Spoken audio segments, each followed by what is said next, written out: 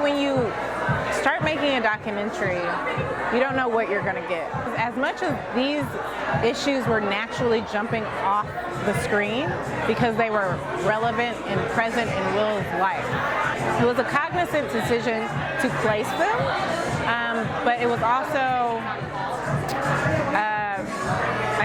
for lack of a better word, like a happy accident that they were so prevalent, because these are all issues within the Black community. And so then it became a chance to address not only HIV, but other things that are ailing the Black community. As you mentioned, fatherless sons, and this idea of hypermasculinity and bravado to profess your manhood.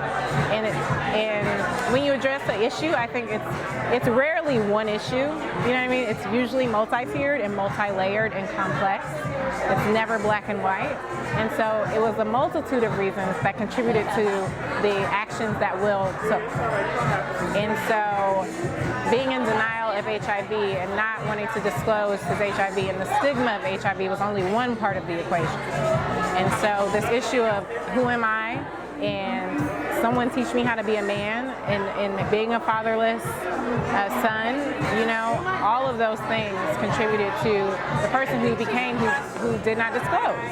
And so to answer your question, yes, those were certainly things that we hoped came across, but it wasn't anything that we, I guess, intentionally set out to do.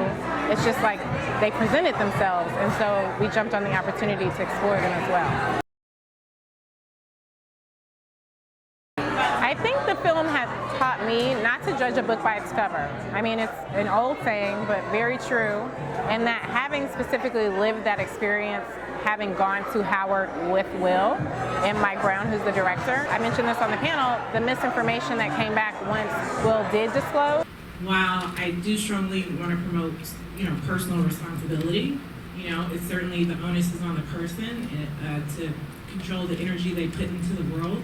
But what can society do? And if that is to allow people to be who they are and to fully disclose who they are and accept them for who they are. People didn't believe that Will had really been diagnosed as a child.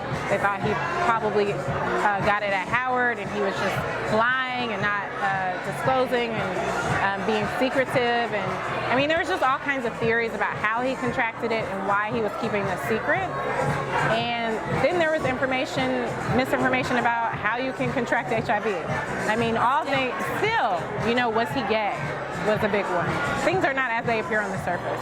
And so it's important to not just judge things on the surface, but to really get to the root and dig deeper and see what the context is for these issues.